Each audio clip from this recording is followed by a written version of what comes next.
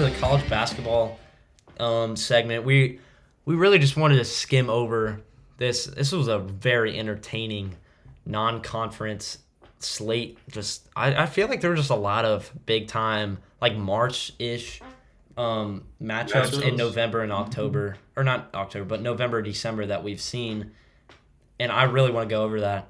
Specifically, what teams do you think have won the non-conference part of this season? Andrew, you can start. This might be biased, but I will take my Auburn Tigers as Let's talk about Auburn last because I think everyone in the country thinks Auburn's won non-conference. the most proven team. Okay, we can talk about Kentucky. I Yeah, think I agree. Kentucky's an interesting one, mainly since they fired or not fired. John Calipari left for Arkansas. I think this was a team that really flew up under the radar. Who's their coach? Who did they pick up? He's from like what Mark Pope BYU or from something? BYU. BYU. I think that was a very controversial pickup for them. Yeah, I agree. And I think they showed up in big games. Charlie wins against Duke and Gonzaga, a Duke team who took down Auburn in Cameron Indoor. They sure did. So I think that's a team that will probably go under the radar again. But I think they're a team to watch, Yeah, even Kentucky. without John Calipari. Yeah, like you said, that hire when I first off when Calipari left, I didn't think Kentucky was going to be not that they weren't going to be good. I didn't think they were going to be as competitive as they are right now. Not just Mhm. because like Calipari is just he's a great coach. Calipari sucked as a coach. He was terrible. He was the gene. I don't know how he was so good at recruiting. Probably because illegal stuff was happening. But that's just everybody. Calipari, when he left, I thought we were in the clear because Auburn always loses to Kentucky no matter what the instance is. But Mark Pope has done something I was not expecting. He brought in a great transfer class. He brought in a lot of BYU guys that were really solid on his team. He brought in a lot of good transfer guys from other places, and they've all gelled together and all this experience. And Mark Pope is a great basketball coach, something that Kentucky has not seen. He's gelling this team together with experience and talent all together, and this team is a team to watch in March. That was Calipari's problem, honestly. I mean, outside 2015 when they had like who was Now it? Was you it can't even count that. That Cat? was a cheat code of a game or of a team. I mean, Calipari in recent history, he had trouble really gelling his team. He had all the talent. They had like, was it Reed Shepard? They had Hmm. tons of like recent talent. They just could not form a cohesion. And what they had like a first round, was it first round exit recently against who was it? Oh, wait, I'm blanking. It's been like first round, second round, first round or something. The And they've last had few like years. crazy. I don't know y'all if y'all know Oscar Sheboy. You remember Who that, is Oscar Charlie? Sheboy? He caused us some heartache as Auburn fans, but Calipari he's had the talent. He just could not gel together. But Mark Pope, thus far, has proven to gel his team together with big wins against Yeah, Duke I'm really and impressed by Mark Pope. I did not think it was going to happen, and you just have. I'm kind of scared for when we take a trip down to Kentucky because Mark Pope has a well, squad down there. Who are you talking about next? Iowa State. Should we get Mm. into that one? Yeah, Iowa State. They haven't necessarily played the amount of quad one, quad two games that all these other teams have played. But if you just watch a game that let's say you watch that Auburn game that they played, The first round matchup in Maui. That defense was smothering. Oh my goodness. smothering. Keyshawn Gilbert's a baller. He's a stud. Their He's backcourt is ridiculous. that's a team to watch in March. The backcourt, if a backcourt gets hot, they've proven time and time again to make a run in the postseason or in Insane. March. So they don't have the resume that other teams have. Granted, they are a top three team right now, I do believe. Um, yeah, Charlie, but like I think eye test wise, I think this is an excellent team to watch. This is the And eye test team in college basketball right now. I 100% agree. If you watch anything like you said, that defense and that backcourt, and if you know any type of March Madness knowledge, that's the perfect formula to make a deep run in March. So, Yeah, that Marquette win was pretty good. Marquette's a pretty solid team. I think number 9 right now or something. I just mhm. think this Iowa State team is complete. There's very few complete teams in college basketball right now. Iowa State is one of them, and they are one to watch in March.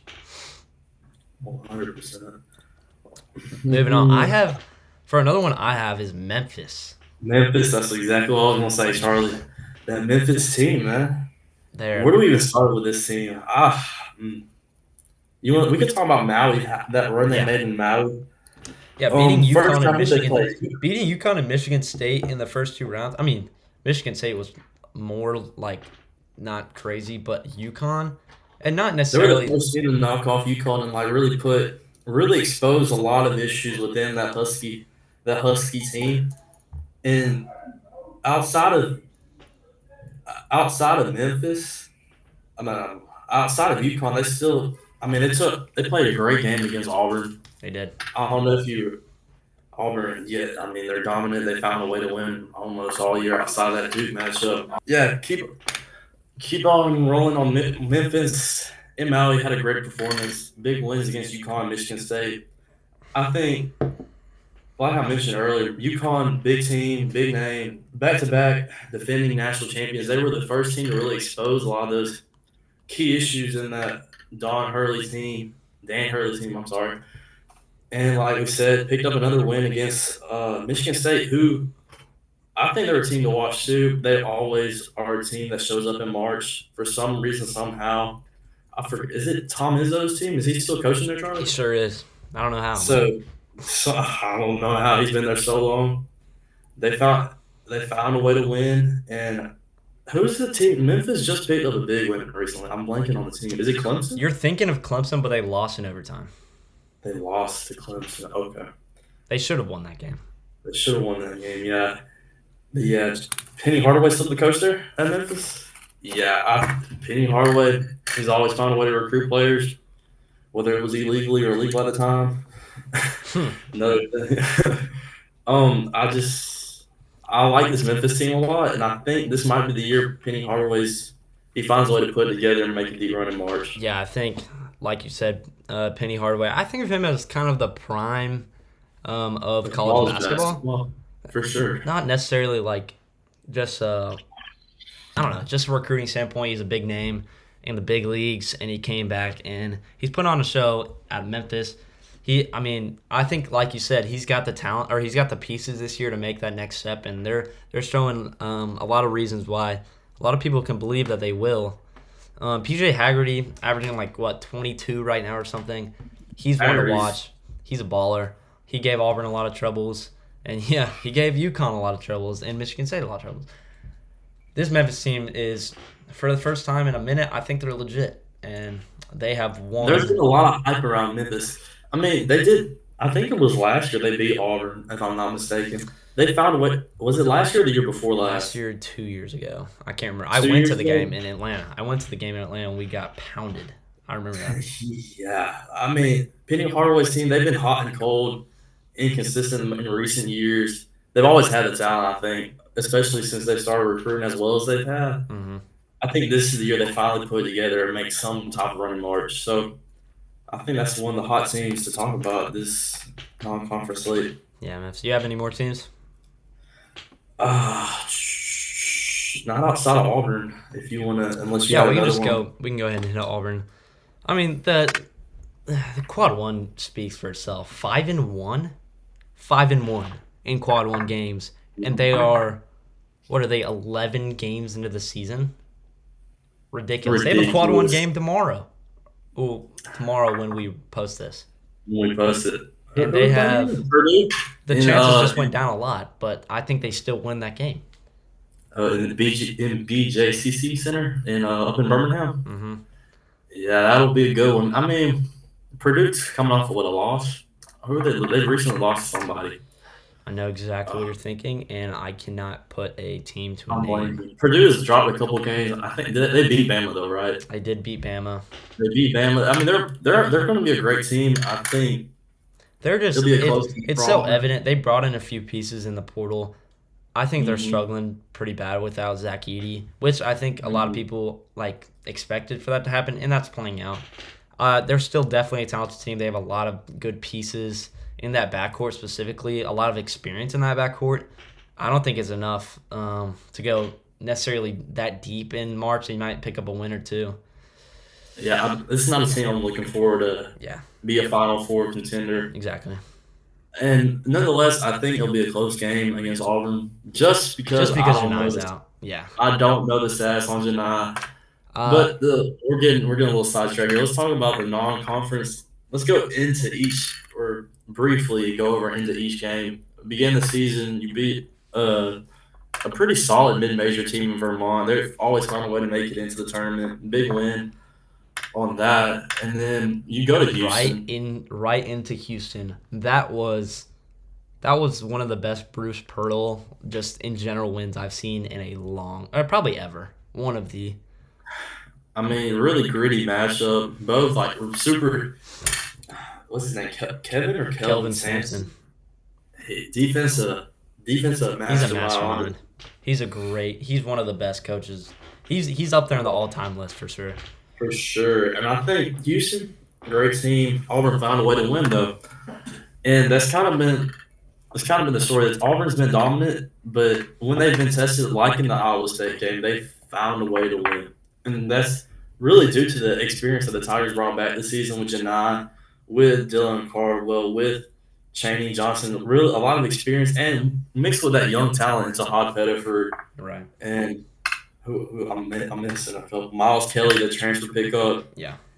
There, CBM, Chad Baker, Mazar. I mean, there's just so many weapons on this Auburn team. They're deep. It's an Auburn team that's rolling deep, and the only blemish on the year is against a great Duke team who I think will cause a lot of problems. Honestly, Yeah, this if you this really Auburn team, the difference compared to the rest of their talented teams, I mean, they're all most Bruce Pearl teams are talented. Let's be honest. The difference between this and a normal Bruce Pearl team is they have a weapon everywhere you look. Everyone who's getting minutes can give Anyone you can 20 go or off 30 the- every night. I'm dead serious. Miles Tahad. Kelly was a huge pickup. Tahad was a huge pickup. Jakai Howard, I don't know. He can give you 20 or 30. It's probably not against a good team because he Jakai probably can jump won't out get a the lot of building though. minutes. So Yeah, I don't know. he's He might be a he's problem in an the athlete. locker room, but that's a conversation for a different day. This He's this just Auburn a team is guy. ridiculous, and I think everyone has finally seen, or not finally. They showed in the first actual game they played against Houston. I don't know. This team's ridiculous. Yeah, well, it's interesting. It'll be interesting to see how they can win without Janai and see how they. You know Because how they're gonna honestly, do that that? first half against Georgia State, that was You know how they're gonna do that? They proved it Todd. on the literal the minute Janai got out. It's just what I was saying. This team has so many weapons. Chaney Johnson came in. He dropped 26 and 8. 26 and 8. Gosh. Yeah, anyone can go off on any night for the Tigers. I mean, you saw Tahad. He really took over that Houston game. Miles Kelly's he's been on some lethal stretches at times. I just Auburn is a team to watch, and Auburn will be a team we'll also be talking about for a number 1 seed later in March. So If you were to just very quickly, because we're definitely on a time crunch now. If you had 4 for your 1 seeds right now, who would they be? Auburn, Duke, Iowa State. Gosh, I want to say Houston, but I don't. I said Auburn, Duke, Iowa State. Not as in like as the wins, like as of right now. I'm saying like if you were to pick 4 teams who you think will be the 1 seeds in March right now. I think it'll either be Kentucky or Florida. I'm thinking. I disagree with Florida. I think it would, I think my Florida's a good team. my 4 will be Iowa State, probably Duke, Auburn, and not Tennessee. Yeah, it's wrong. Huh? It wouldn't be Tennessee for me. I think Kentucky gets that last spot. I I'm think not buying Kentucky this. gets that last spot. 2 SEC, you have a Big 12 and a ACC team. All right, Who'd you say for the last one, Charlie? Kentucky. Okay, yeah, I was leaning Kentucky. Yeah.